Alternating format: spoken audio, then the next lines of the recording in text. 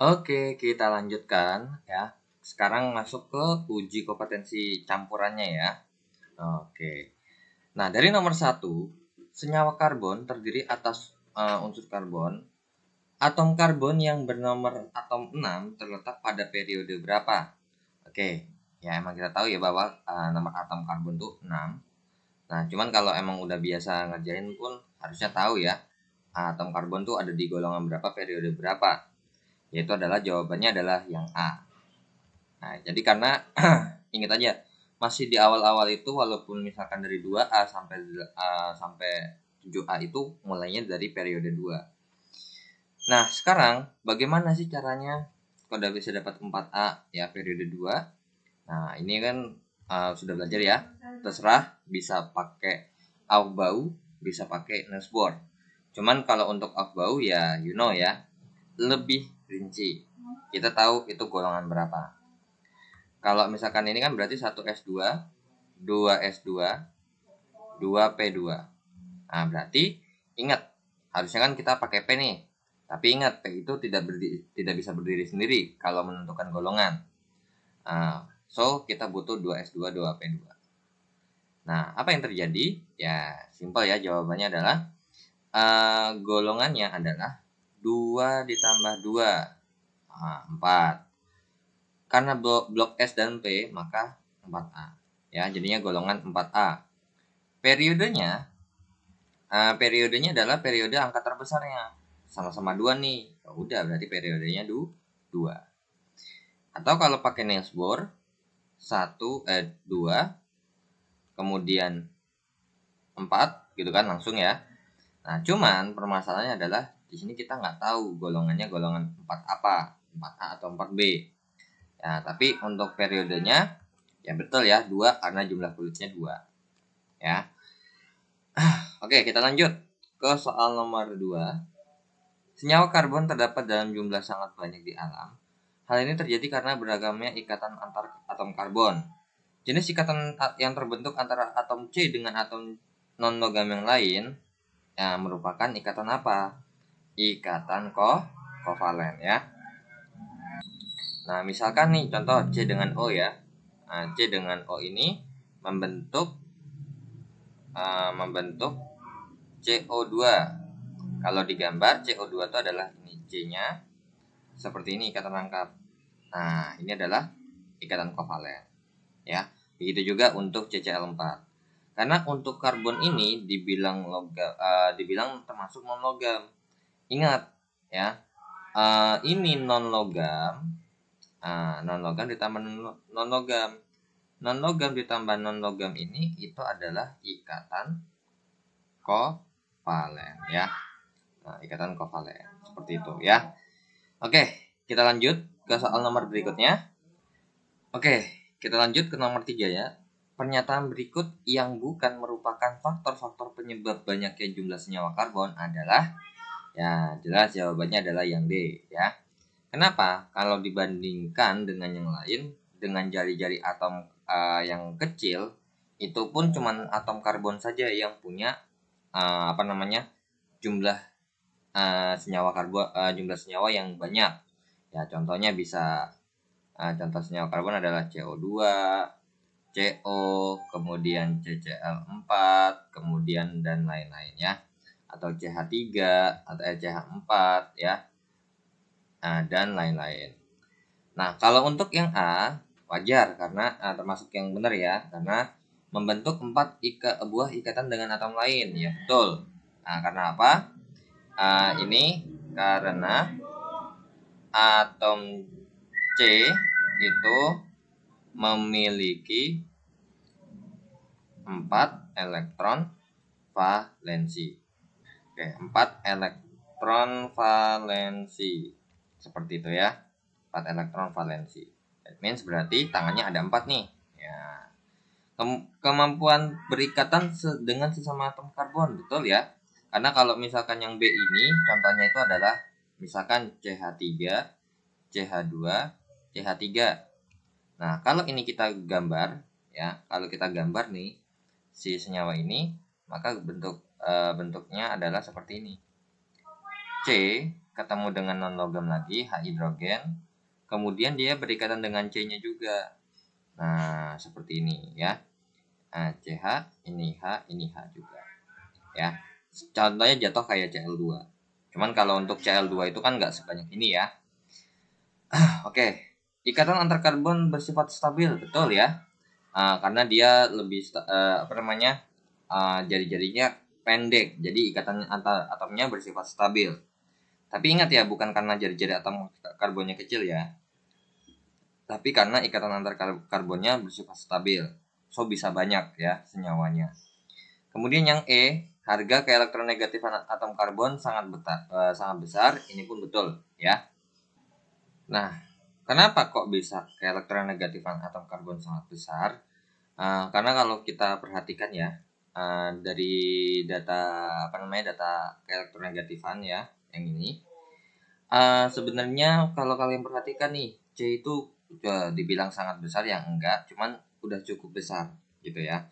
Nah, kalau dibandingkan dengan golongan sejenisnya ya, dengan sejenis golongannya dia paling gede, karena kita tahu bahwa keelektronegatifan itu adalah yang konsonan itu ke atas semakin besar, ke kanan semakin besar, seperti itu ya. Jatuhnya juga sama kayak sama dengan sifat-sifat periodik yang lain gitu ya. Ada yang ke atas semakin besar, ada yang ke kanan semakin besar gitu ya, atau istilahnya tuh dalam satu periode tuh ke bawah semakin kecil, ke kanan semakin besar ya. Contohnya kayak jari-jari atom, kalau ke bawah kan makin gede, kalau ke kanan makin kecil gitu ya. Oke, so next kita lanjut ya ke soal nomor 4. Gas alam merupakan sumber energi yang banyak digunakan untuk keperluan memasak. Komponen utamanya CH4 ya, betul ya. Bilangan oksidasi karbon dalam senyawa CH4 tersebut adalah berapa?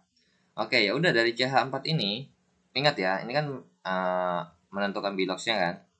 Ingat, selama hidrogen ketemunya sama non-logam, masih plus 1 biloxnya, satu bijinya ya. Jadi ini plus 1, berarti kalau ada 4 berarti jadinya plus 4. Ingat, harus sama dengan 0. Ya, karena suatu senyawa. That means berarti berapa ditambah 4 hasilnya 0? Ya jelas sekali dong, jawabannya adalah ya min 4. Berarti satu bijinya tetap min 4. Ya, karena atom C-nya cuma 1. 1 aja totalnya min 4, apalagi satu biji kan. Jadi jawabannya adalah yang E. Oke. Oke, next kita lanjut ke soal nomor berikutnya. Oke, kita lanjut ke nomor 5. Bilangan oksidasi karbon yang berharga 0 adalah berapa ya? Nah, untuk bilox ya berarti bilox karbon yang berharga 0 kita cek satu-satu nih. Ya, tapi kita harus cek semuanya aja biar sekaligus mereview ya bilox sedikit lah. Oke, untuk CH2O ya. Nah, ingat untuk oksigen satunya min 2 ya. H itu plus 1 selama ketemu sama non-logam ya. Karena O itu ada non-logam dan karbon pun non-logam, maka hanya itu plus 1. Berarti ini kan O-nya 1, satunya min 2, berarti totalnya min 2. Kemudian hanya ada 2 nih. Satu bijinya 1, berarti totalnya adalah plus 2. Ingat harus sama dengan 0. Nah, berarti berapa ditambah 2 dikurang 2 hasilnya 0? Ya tetap 0 ya. Jadi CH2O ini mempunyai bilox C yang berharga 0. Jadi jawabannya adalah yang A ya. Nah, cuman kita kerjakan lagi untuk yang B ya. CH2OH. Nah, kita tahu bahwa ini plus 1, ini pun plus 1, jadinya ini plus 2, ini plus 1. O itu min 2, satunya jadinya min 2. Berarti supaya hasilnya 0, C-nya berapa? Ya jelas min 1 ya. Karena kan ini habis nih. Tinggal berapa ditambah 1 hasilnya 0? Ya min 1 kan. Berarti satu bijinya nih adalah min 1. Jadi yang B ini bilox C-nya berharga min 1. Kemudian kita lanjut yang ke C. Ya, yang C-nya itu adalah HCOOH. Ya udah, Ini plus 1, ini plus 1, jadinya ini plus 1 plus 1. Ini min 2 min 2, jadinya min 2 min 2. Nah, sekarang supaya jadi 0, itu berapa sih? Berapa tuh?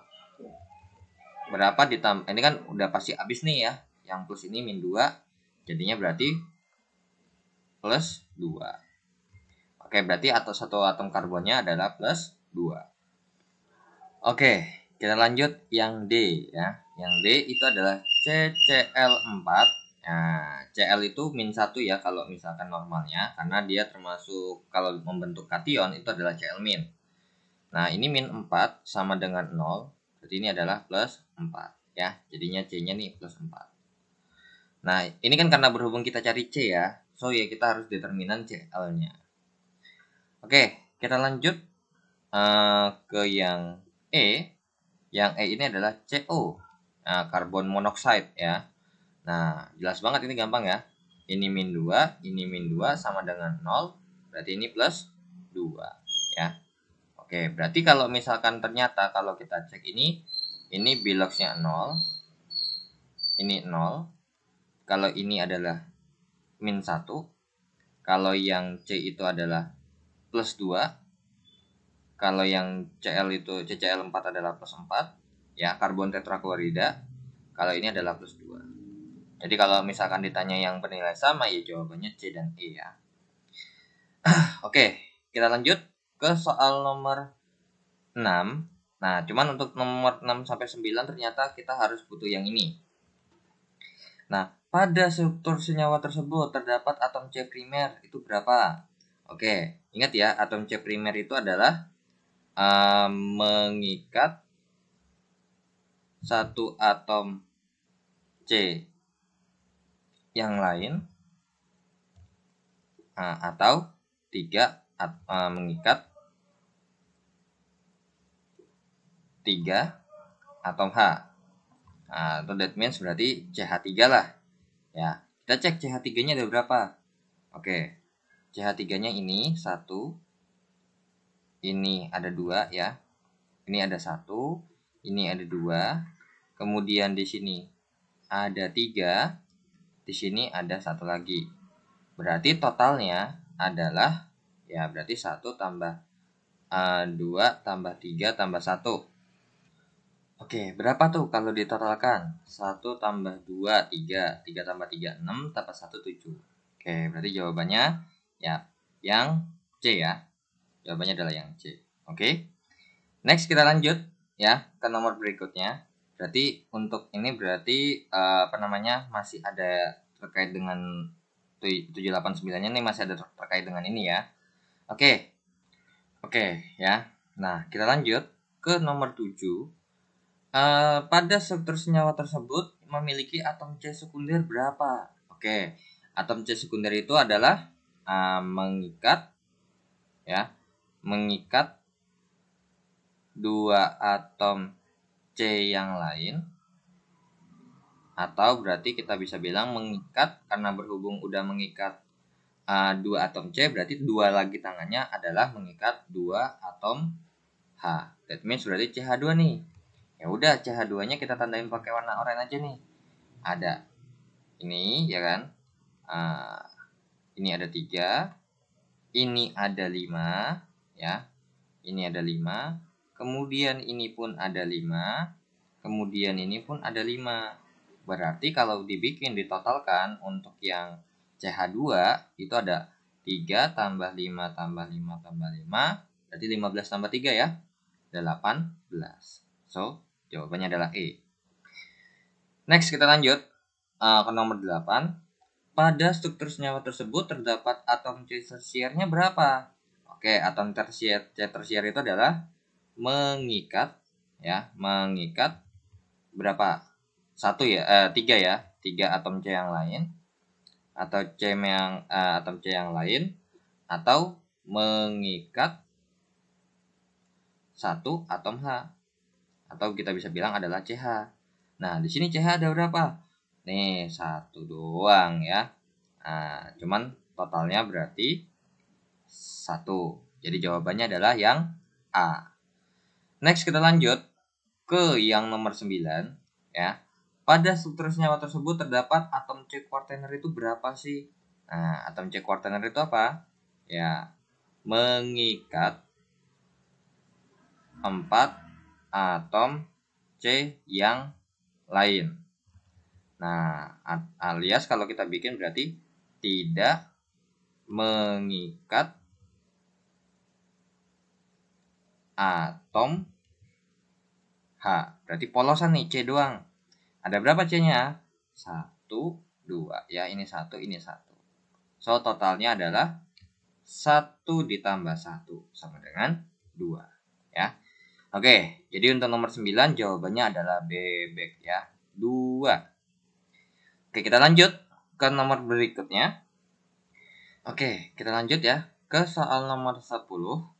Untuk soal nomor 10 itu katanya ditanya atom C tersier ada memiliki rumus struktur IUPAC ya berikut. Nah, atom C tersier pada struktur alkana tersebut adalah atom C nomor berapa? Oke, C tersier that means berarti iya mengikat 3 atom C yang lain atau mengikat 1 atom H ya. 1 atom H. Berarti kita bisa bilang ini adalah CH. Nah, berarti mana yang CH dari nomor 1 sampai nomor 7? Ya, jelas sekali ya. Nomor 5 ya. Kan primer, sekunder, tersier. Tersier itu berarti 3 ya jatuhnya. Oke, berarti jawabannya adalah nomor 5 yang D. Next, kita lanjut ke soal nomor 11. Margarin merupakan produk yang dibuat dari hidrokarbon tak jenuh ya. Senyawa berikut yang juga termasuk ke dalam golongan hidrokarbon tak jenuh. Kalau kalian perhatikan ya, sebenarnya easy nih. Yang beda cuma yang E. Kenapa? Karena kalau untuk yang ini, yang tandanya merah, ini memenuhi rumus apa? CN H2N plus 2 atau alkana ya. Kalau alkana itu adalah jenuh gitu ya. Jenuh. Sedangkan kalau ada rangkapnya itu tidak jenuh. Oke, sedangkan untuk yang kita jawab ini memiliki rumus struktur CnH2n. Ini adalah alkena. Nah, di mana alkena itu tidak jenuh. Nah, begitu juga untuk CnH2n kurang 2 atau alkuna ya. Ini pun juga sama, tidak jenuh. Jadi kalau jenuh itu ikatan tunggal, kalau yang tidak jenuh itu adalah yang rangkap, ya. Oke, kita lanjut ke soal selanjutnya. Oke, kita lanjut ya ke soal nomor 12. Di sini diketahui beberapa hidrokarbon sebagai berikut. Ada rumus umumnya nih, ya. CnH2n, that means berarti ini adalah alkena, ya. CnH2n plus 2 itu adalah alkana. CnH2n-2 adalah alkuna. Rumus umum yang menyatakan hidrokarbon tak jenuh. Ya udah ketahuan ya, jawabannya adalah 1 dan 3 yang E. Karena alasannya ya tadi kayak seperti nomor 11 ya. Kalau misalkan tunggal itu jenuh, kalau ikatan rangkap itu tak jenuh. Oke. Next kita lanjut ke soal nomor 13. Nah, untuk soal nomor 13, untuk memudahkan memahami berbagai senyawa, senyawa tersebut dikelompokkan ke dalam deret homolog. Kelompok senyawa berikut yang merupakan deret homolog adalah, deret homolog itu kalau misalkan kita bagi secara umum, ya ini jawabannya ada.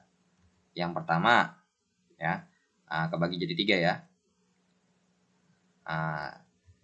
Beda dengan rumus empiris ya. Deret homolog itu adalah ya rumus yang di atas ini nih. Ada pertama alkana yang rumusnya adalah CnH2n plus 2. Itu nanti tinggal sesuaikan dengan jumlah C-nya aja, hanya mengikuti ya. Jadi tidak akan mungkin kalau misalkan walaupun misalkan perbandingannya sama nih, 1:2 itu belum tentu menyatakan bahwa itu darat homolog. Itu cuman rumus empiris jatuhnya. Kemudian yang kedua ada alkuna. Ya, alkena dulu ya, alkena. Alka, alke, alku. CnH2n. Kemudian ada alkuna, yaitu adalah CnH2n kurang 2. Nah, kalau kita perhatikan, kita cek dulu ya, yang menurut ini kira-kira dari A, B, C, D, E, yang rumusnya alkana, itu yang mana? Kita lingkarin pakai warna oranye. Ini nih, alkana CH4. Kemudian, ini aja deh, checklist. Kemudian, untuk yang di B itu ini termasuk. Kemudian untuk ini termasuk, ini pun termasuk. Ya udah, jelas banget ya jawabannya C ya. Nah, tapi kalau kita lanjutin lagi nih. Oke, C3H8. Nah, seperti ini ya. Jadi yang jawaban ada sama semua tuh adalah yang C. Sedangkan kalau untuk yang A itu ada alkena nih. Ya, CnH2n. Terus ada alkuna juga nih. 3 kali 2 kali 3 kan 6, dikurang 2 4. Nah, alkena, alkuna udah fix beda sifat-sifatnya ya. Karena alkana tuh punya sifat sendiri, alkuna tuh punya sendiri, alkena pun juga punya sendiri ya.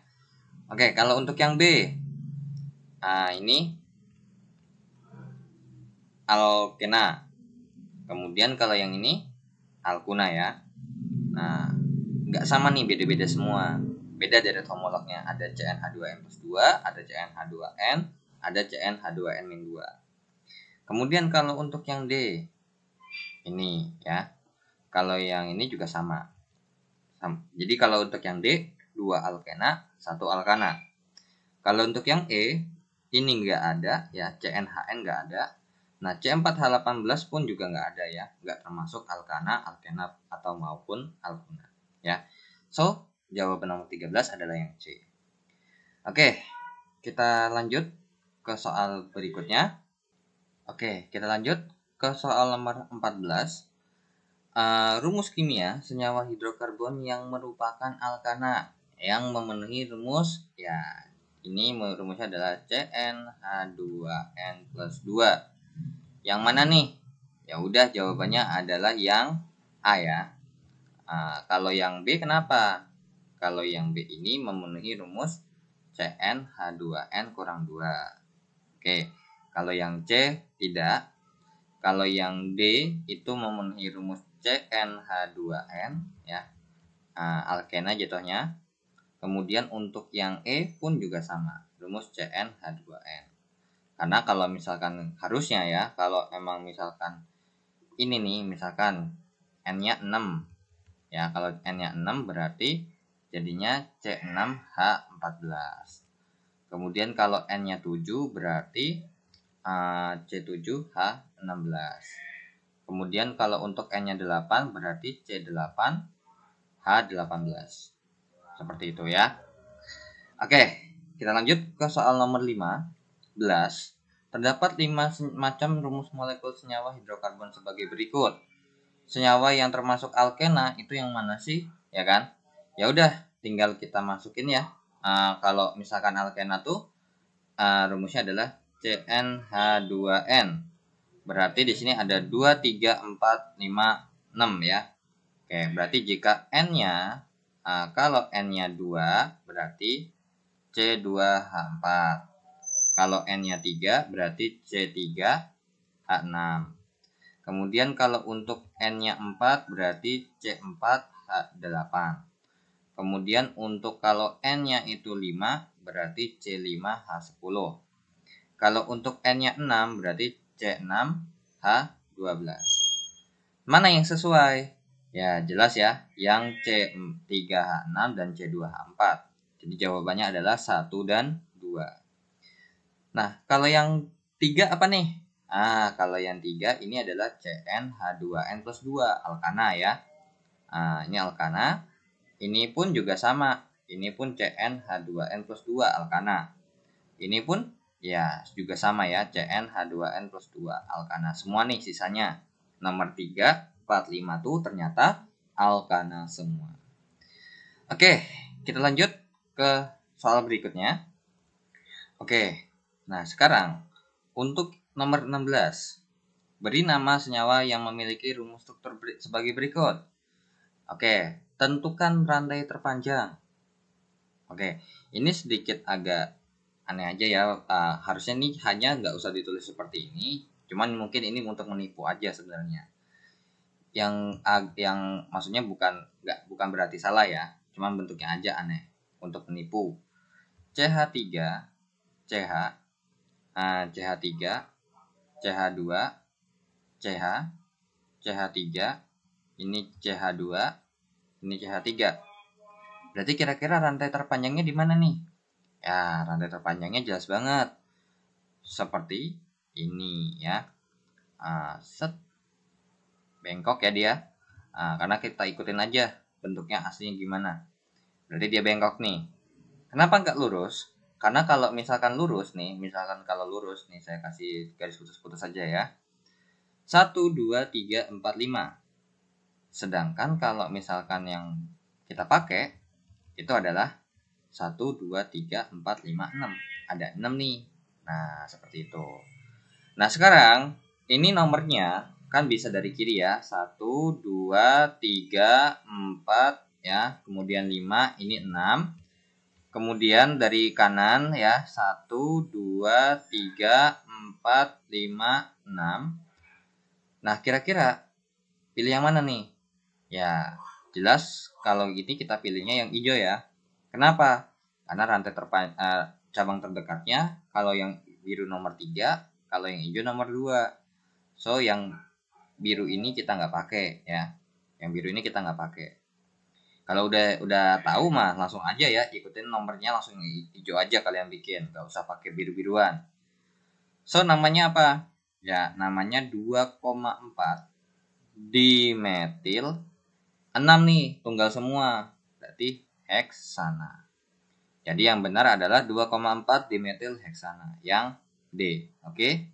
Kalau yang ini salah nih. Harusnya yang kalau 3 ini, yang E ya, 3,5 dimetil, itu harus dirubah menjadi yang benar tuh yang ini. Seperti itu ya. Oke. Kita lanjut ke nomor 17. Beragam reaksi senyawa karbon dapat terjadi. Reaksi pembentukan haloalkana dari alkana dan halogen termasuk reaksi apa? Nah, ini reaksinya adalah seperti ini kalau kita bikin. CXHY ya atau CnH2n plus 2 gitu ya.